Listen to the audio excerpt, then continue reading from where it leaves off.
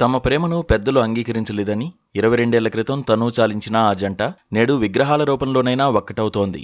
మహబూబ్నగర్ జిల్లా బయ్యారం మండలం సంతులాల్పోడు తండాలో ప్రతి ఏటా శ్రీరామనవమి వేళ ఒక అపురూపమైన వేడుక జరుగుతుంది. నాడు కులమతాల కట్టుబాట్ల మధ్య విడిపోయిన ఆ ప్రేమికులకు నేడు వారి కుటుంబ సభ్యులే ప్రతి ఏటా శాస్త్రోక్తంగా వివాహం జరిపిస్తున్నారు. రామ్కోటి అనే యువకుడు తను ప్రాణంగా ప్రేమించిన యువతి దక్కలేదన్న బాధతో ఆమెతో కలిసి ఆత్మహత్య చేసుకున్నాడు. కొడుకు మరణం ఆ తల్లిదండ్రుల గుండెల్లో తీరని గాయమై మిగిలిపోగా ఆ పాప ప్రాయశ్చిత్తం కోసమే ఈ భావోద్వేగ నిర్ణయం తీసుకున్నారు.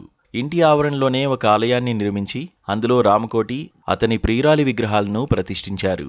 బతికున్నప్పుడు వారిని కలపలేకపోయాం, కనీసం ఇప్పుడైనా వారి ఆత్మలకు శాంతి కలగాలి అన్నదే ఆ తల్లిదండ్రుల ఆవేదన.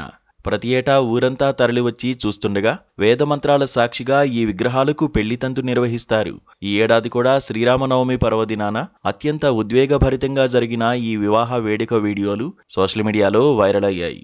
నెటిజన్లు ఈ విషాద ప్రేమగాథను చూసి కన్నీటి పర్యంతమవుతున్నారు. ఆ విగ్రహాల రూపంలోనైనా ఆ జంట ఒక్కటవడం చూసి గ్రామస్తులు భావోద్వేగానికి లోనవుతున్నారు.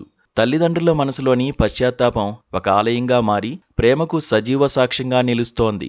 కాలం గడిచినా వారి జ్ఞాపకాలు ఆ తండాలో నేటికి పచ్చగానే ఉన్నాయి.